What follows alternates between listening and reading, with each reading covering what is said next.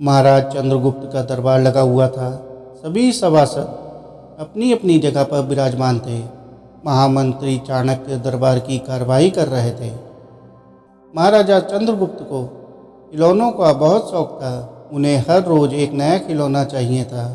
आज भी महाराज के पूछने पर कि क्या नया है, पता चला कि एक सौदागर आया है और कुछ नए खिलौने लाया है। सौदागर का ये दावा है कि महाराज या किसी ने भी आज तक ऐसे खिलौने ना कभी देखे हैं और ना कभी देखेंगे। सुनकर महाराज ने सौदागर को बुलाने की आज्ञा दी।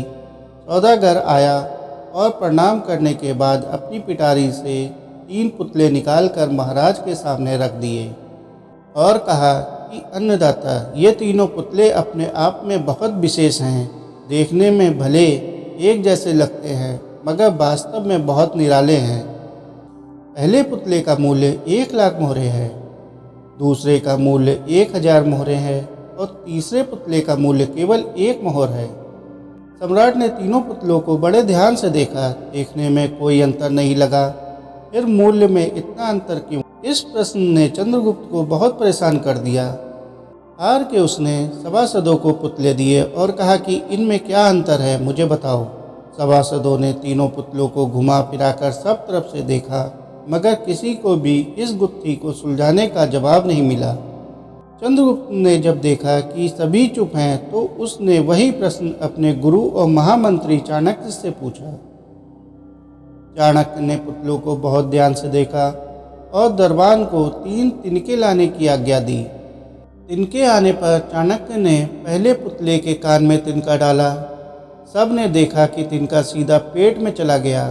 थोड़ी देर बाद पुतले के होठ हिले और फिर बंद हो गए। अब चाणक्य ने अगला तिनका दूसरे पुतले के कान में डाला। इस बार सब ने देखा कि तिनका दूसरे कान से बाहर आ गया और पुतला ज्यों का त्यों रहा। यह देखकर सभी की उत्सुकता बढ़ती जा रही थी कि आगे क्या होगा। अब चाणक्य ने तिनका तीसरे पुतले के कान में डाला।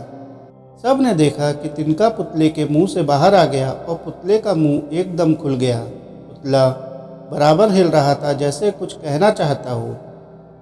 चंद्रगुप्त के पूछने पर कि ये सब क्या है और इन पुतलों का मूल्य अलग अलग क्यों है, चाणक्य ने उत्तर दिया, राजन, चरित्रवान सदा सुनी सुनाई बातों को अपने तक ही रखते हैं और उनकी पुष्टि करने के बाद ही अपना मुंह खोलते हैं। यही उनकी महानता है। पहले पुतले में हमें यही ज्ञान मिलता है और यही कारण है कि इस पुतले का मूल्य 1 लाख मोहरे है। कुछ लोग सदा अपने मन में ही मग्न रहते हैं, हर बात को अनसुना कर देते हैं। उन्हें अपनी वाह की कोई इच्छा नहीं होती। ऐसे लोग कभी किसी को हानि नहीं पहुंचाते।